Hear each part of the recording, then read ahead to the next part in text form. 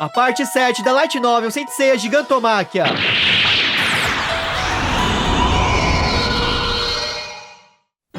Oi amigos, sou o Diego Mario, o autor da Saga dos Deuses. Os Cavaleiros do Zodíaco Gigantomachia, a história de Mei. Athena já sabe o que os gigas fizeram.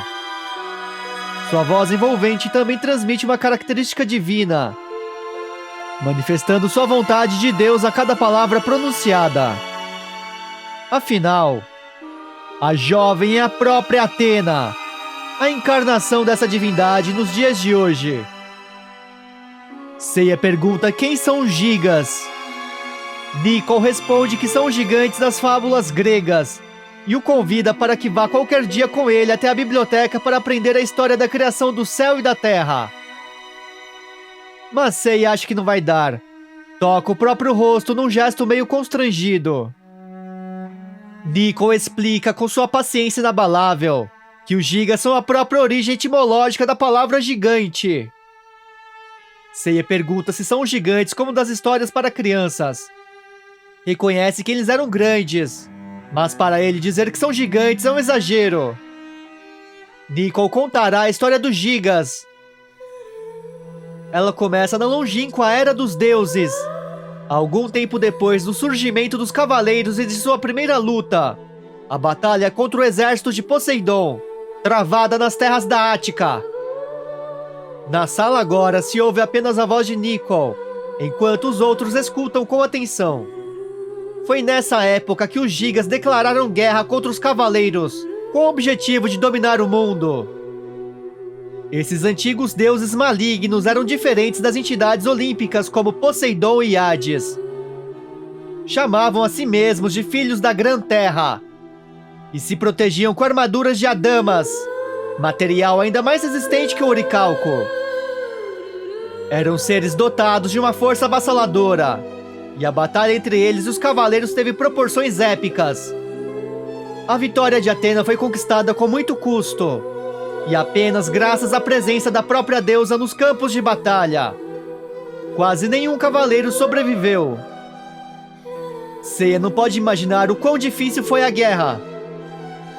Mesmo tendo saído vencedora, Athena não pôde destruir os seres malignos, que eram deuses, portanto imortais.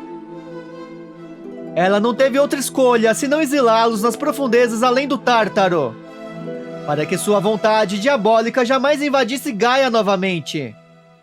Essa é a história da Gigantomachia, o nome da guerra contra os gigas na mitologia.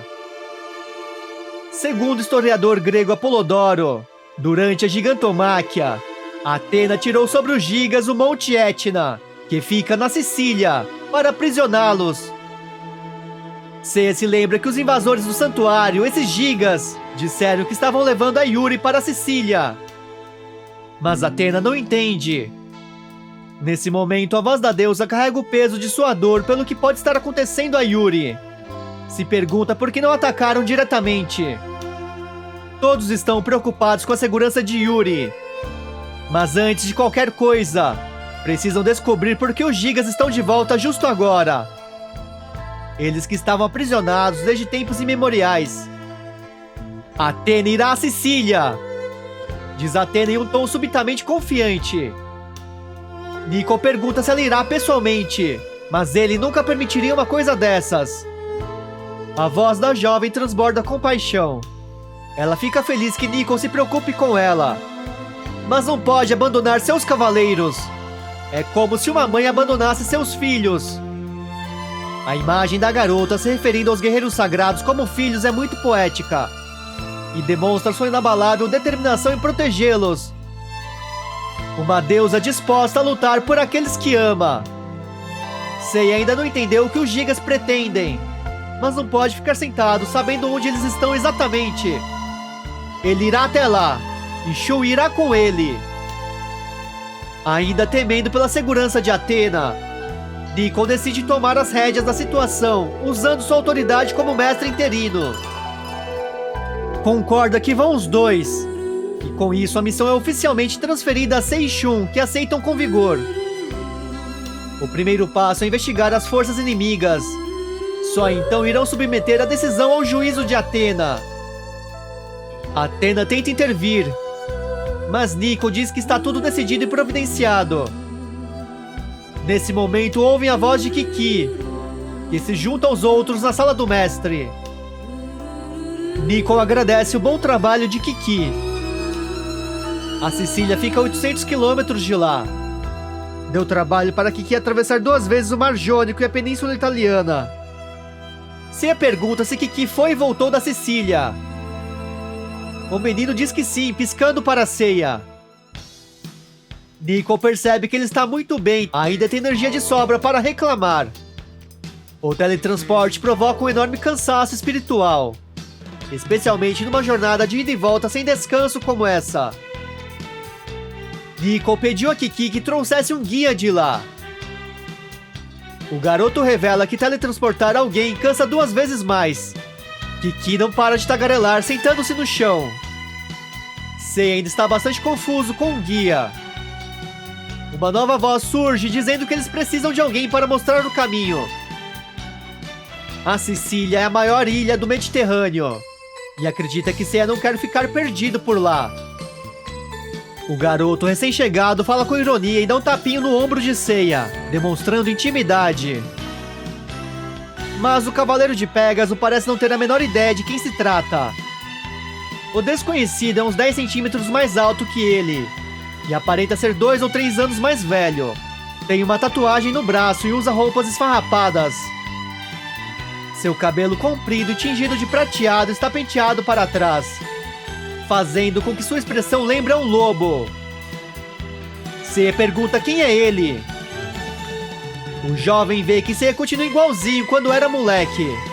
Parece querer arrumar briga logo de cara. Ele caçoa de Seiya num tom amigável e nitidamente saudoso. Seiya o reconhece. É Mei. A constatação faz com que Seiya, Shun e até mesmo Athena voltem no tempo por alguns instantes. A presença do amigo de infância traz lembranças antigas, que iluminam e transformam o rosto de todos.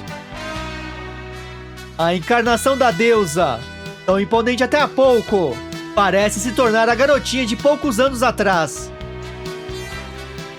Mei diz que Seiya continua o mesmo, e se lembra de como Shun era chorão. E o jovem de cabelos prateados fica mais sério ao se virar na direção de Athena. Diz a senhorita Saori que é um enorme prazer reencontrá-la. Se curtiu o conteúdo, deixa seu like, subscribe, comenta a hashtag Mei. Muito obrigado. Eles que estavam aprisionados desde tempos imemoriais.